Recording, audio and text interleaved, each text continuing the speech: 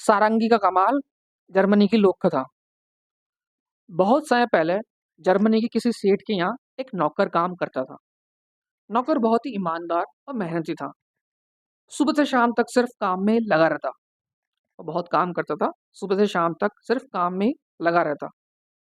कभी उसने बेईमानी नहीं की, कभी एक भी पैसा इधर का उधर नहीं किया।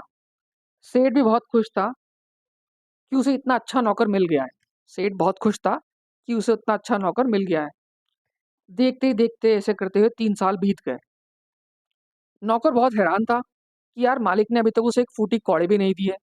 यानी कि उसे अभी तक कोई मजदूरी नहीं दी, कोई तनख्वाह नहीं दी, जबकि वो अच्छे से काम कर रहा है।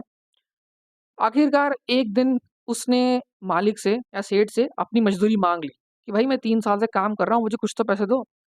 सेठ ने 3 पैसे उसके हाथ में रख दिए और कहा, ये लो, ये 3 पैसे हैं।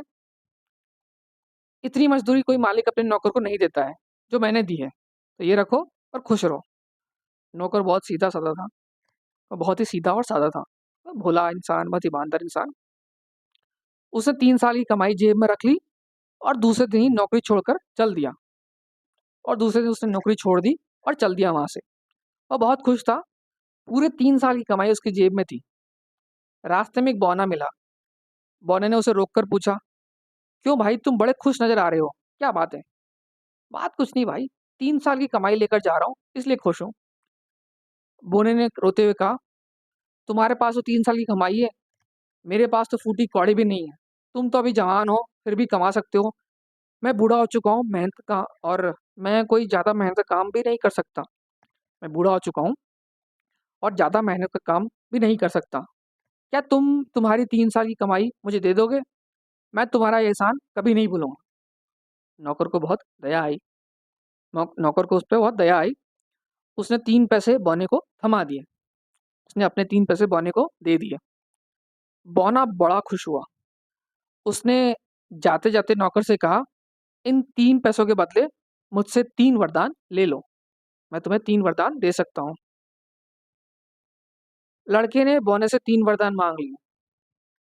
लड़के ने बौने से 3 वरदान मांग लिए। और पहला वरदान था कि उसे एक ऐसी गुलेल चाहिए थी जिसका निशाना बिल्कुल सही बैठे, जिसका निशाना एकदम सही बैठे। दूसरा वरदान था एक ऐसी सारंगी, यानी कि ऐसा म्यूजिकल इंस्ट्रूमेंट दो जिसे बजाते ही सुनने वाले नाचने लग जाएं, जिसे बजाते ही सुनने वाले नाचने लग जाएं। और तीसरा वरदान था कि उसकी जो प्रेयर्स थी, उसकी प्रार्थना कभी ठुकराई नहीं जाए, मतलब जब भी वो प्रेयर करे उसकी बात हमेशा मानी जाए। तो ये 3 वरदान उसने मांग लिए। मोरे ने कहा, ठीक है, ये लो गुलेल और सारंगी, ये लो गुलेल और ये सारंगी यानी म्यूजिकल इंस्ट्रूमेंट। तीसरा वरदान ही मुझे मंजूर है। ये कहते हैं वो दोनों अलग हो गए।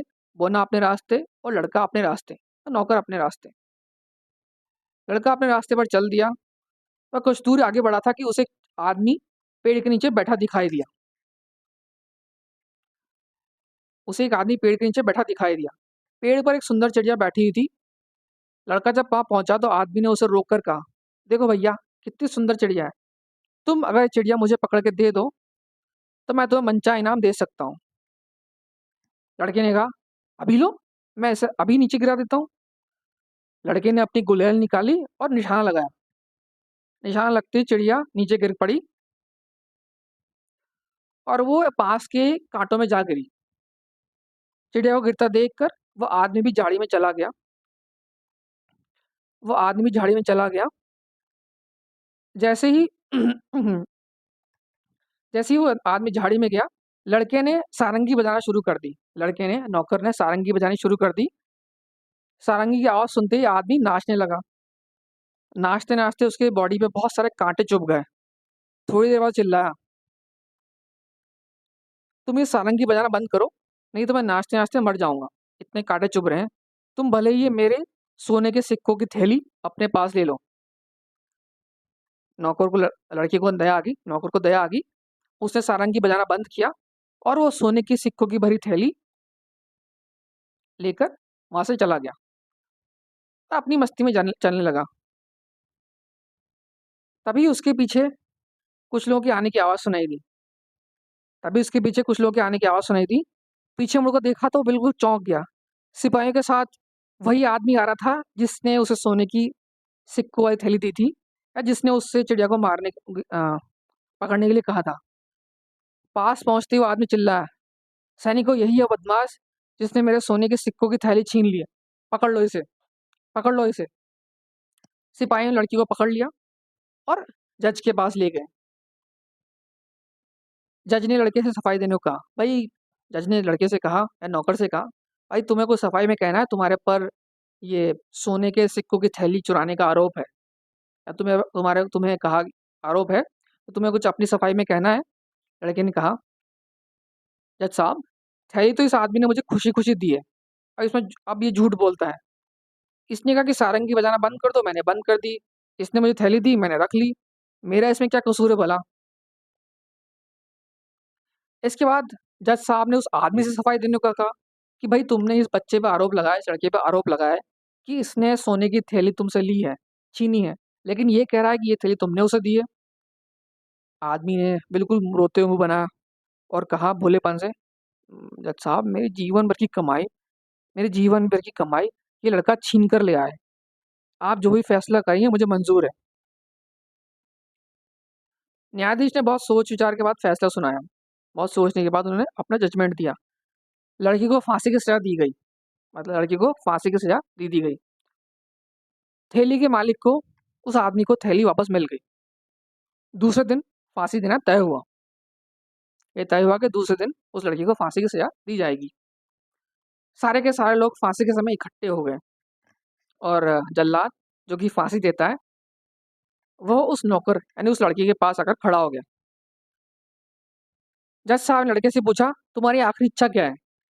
लड़की ने कहा, जज साहब, मुझे सारंगी बजाने की परमिशन दी जाए। ये सुनते ही थैली का मालिक जो वहां खड़ा हुआ था वो चिल्लाया, जज साहब, इसे वो बजाने की अनुमति मत दो, इसे बजाने की परमिशन मत दो, मत दो। जज साहब ने उसे डांटते हुए कहा, अरे तो चुप रहो, यह उस लड़की की अंतिम इच्छा है, लास्ट विश है, जरूर पूरी होगी।